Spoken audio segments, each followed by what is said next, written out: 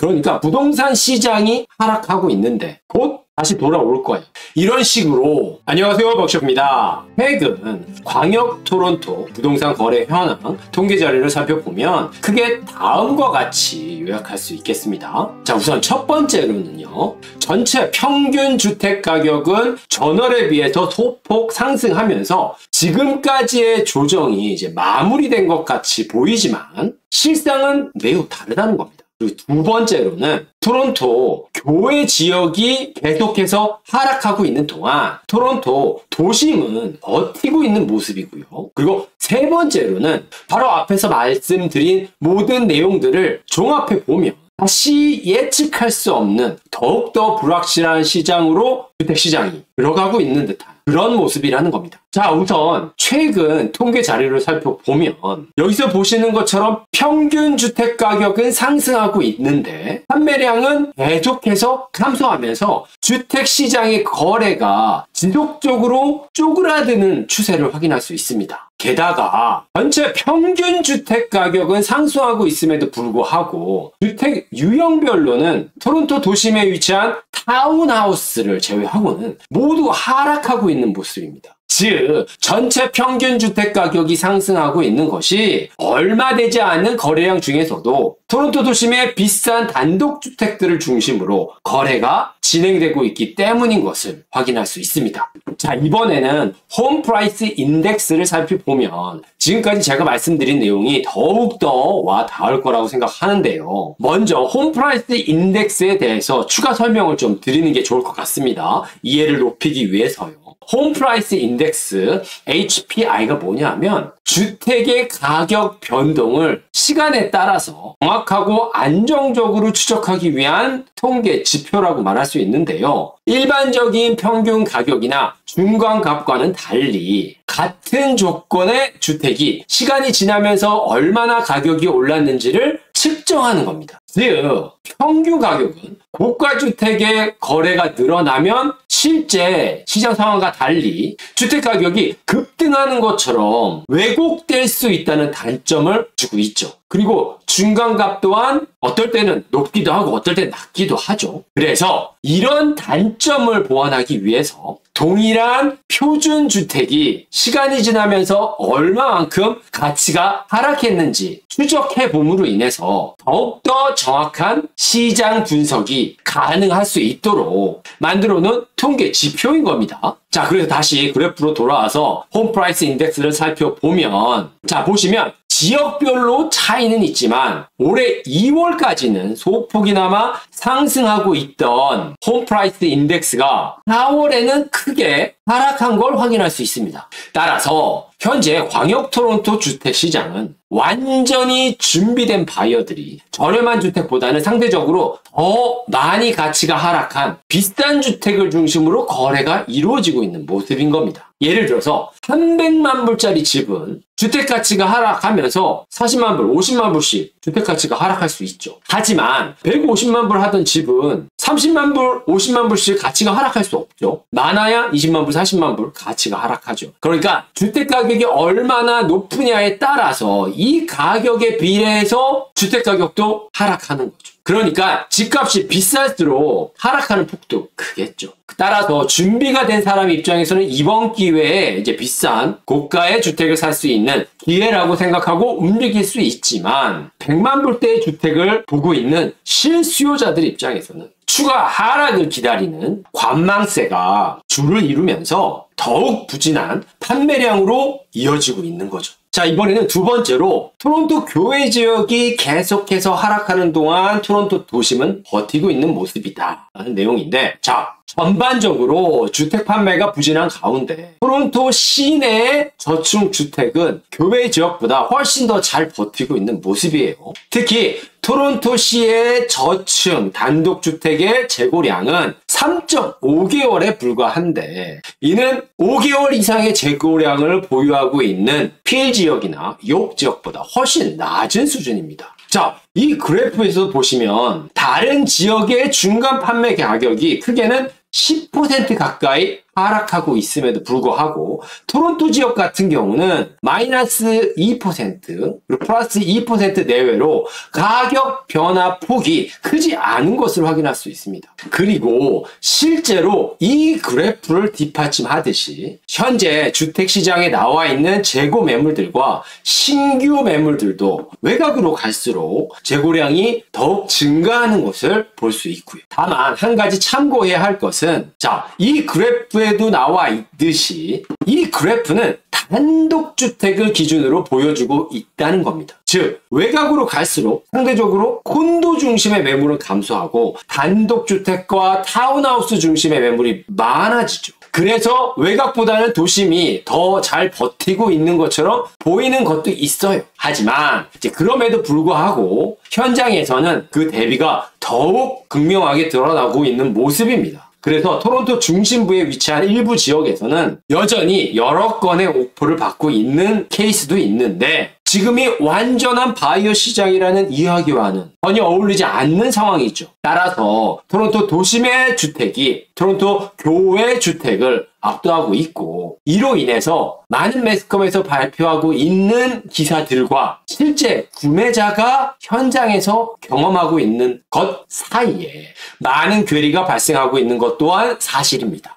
세 번째로는 다시 예측할 수 없는 시장으로의 진입이라는 제목으로 얘기를 나눠보면 이 그래프를 보시면 신규 매물과 재고 매물이 모두 가파르게 상승하고 있지만 재고 매물은 기록적인 모습을 보여주고 있죠. 그러니까 2021년 주택가격이 고점을 찍은 이후로 재고 매물은 지속적으로 증가하는 데 반해서 신규 매물의 증가 폭은 일정한 사이클을 보여주면서 주택시장에 재고 매물이 계속해서 쌓이고 있는 모양새죠. 특히 최근 2년 동안의 추세를 보면 여기가 지금 가을이죠. September죠. 그래서 가을까지는 재고 매물이 확실하게 쌓이는 모습을 보이고 있죠. 따라서 지금 이제 5월 말을 향해 가고 있는데 적어도 향후 몇 개월 동안은 재고 매물이 더욱 증가할 가능성이 높죠.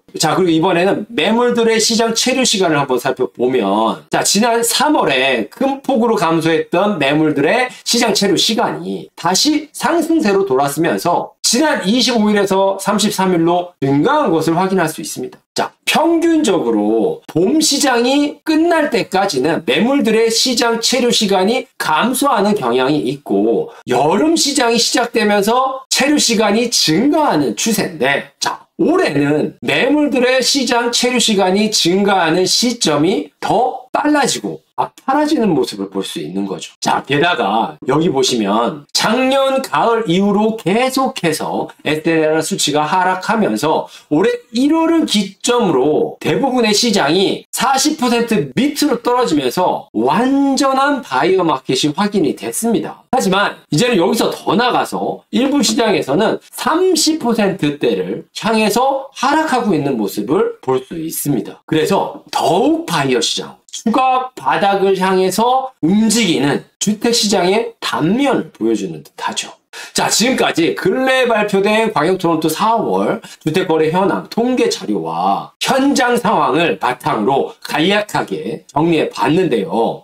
여기에 지금까지의 내용들을 한마디로 잘 표현한 기사가 있어서 보여드리면 여기 보시면 It's the spring freezer as Canadian home sales stagnate in April이라고 보통 봄 시장이 되면 주택 시장이 살아나잖아요. 근데 오히려 4월에는 봄인데 주택 거래가 침체되면서 얼어붙었다는 거죠. 그래서 여기 보시면 CREA의 수석 이코노미스트인 션 캐스카트의 이야기를 보면 지난 4월의 활동 수준은 2022년 말과 2023년 초의 활동 수준과 매우 유사하게 나타나면서 올 봄은 최근 기억에 남을 만큼 가장 조용한 봄이 될 것으로 예상된다. 그리고 실제로 이번 달은 지난 5년 동안 4월 시장 중에서 가장 한산한 달에 속한다 라고 말하고 있죠. 여기에 조금 더 보면 현 시점에서 2025년 캐나다 주택시장은 2022년 이후 우리가 경험했던 조용한 시장으로 돌아가는 것으로 설명을 할 수 있고 여기에다가 관세 불확실성이 높은 이자율보다도 구매자들의 발목을 잡고 있다는 거죠. 그래서 이런 상황들에 대해서 션 캐스카트가 추가로 하는 말이 자, 앞으로 경기 침체 가능성이 높아지면서 집을 팔려는 사람들이 집을 팔아야 하는 사람들로 바뀌는 일이 앞으로의 위험이 될 것이며 이는 수십 년 동안 보지 못했던 현상이라고 말하고 있습니다.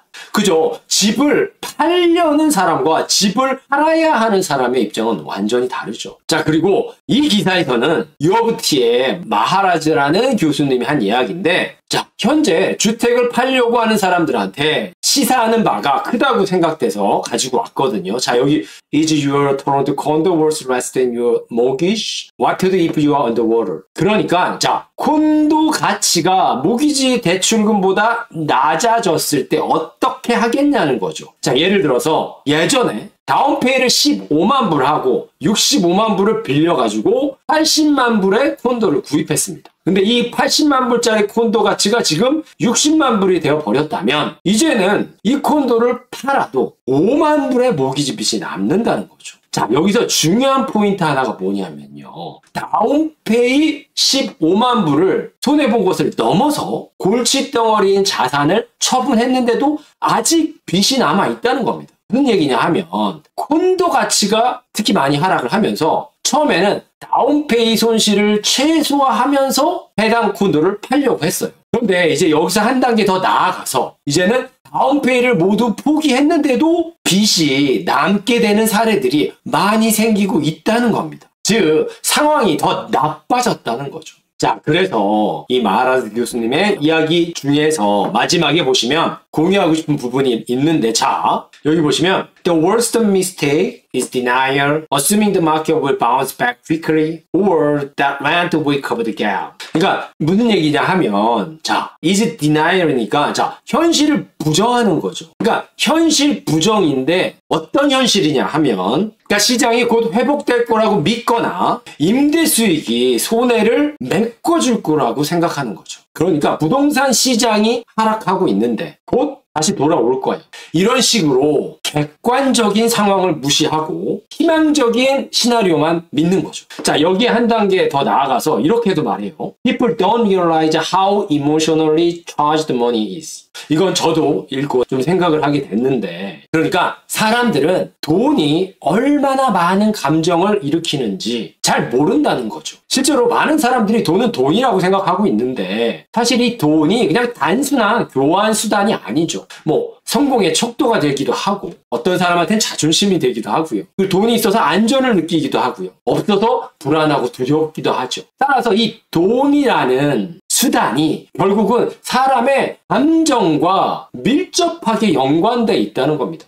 그런데 많은 사람들이 자신이 이렇게 돈에 대해서 느끼는 감정이 있는데 이 감정을 의식하지 못하거나 돈이 이 감정적인 문제들을 유발한다는 사실을, 문제를 일으킨다는 사실을 인식하지 못하고 살아가는 경우가 많다는 거죠. 그래서 돈이 목적은 아니지만 이 돈 때문에 모든 것이 다 뒤틀릴 수 있다는 거죠. 그래서 이 두 이야기가 특히 지금과 같은 바이어 시장에서 주택을 어쩔 수 없이 팔아야 하시는 분들한테 의미하는 바가 크죠. 자, 그리고 마지막으로 한 가지만 더 공유해 보면요. 자, 최근에 나온 매물인데요. 제 바이어 클라이언트가 이거 뭐냐고 하면서 저한테 보낸 거거든요. 보시면 최근에 나온 매물인데 아무리 미시사가 외곽에 위치한 단독주택이라고는 하지만 60만 불의 리스팅이 됐습니다. 뭐 당연히 경쟁을 붙이기 위한 가격이긴 합니다. 이거는 뭐 당연한데 근데 제가 이제 예전 기록을 히스토리를 찾아봤을 거 아니에요. 이제 그랬더니 올해 1월 달에 그러니까 올해 1월쯤에 100만 불 초반에 나왔었고 근데 안 팔려서 시장에서 내렸다가 최근에 한 달 전쯤에 99만 9천으로 냈었어요.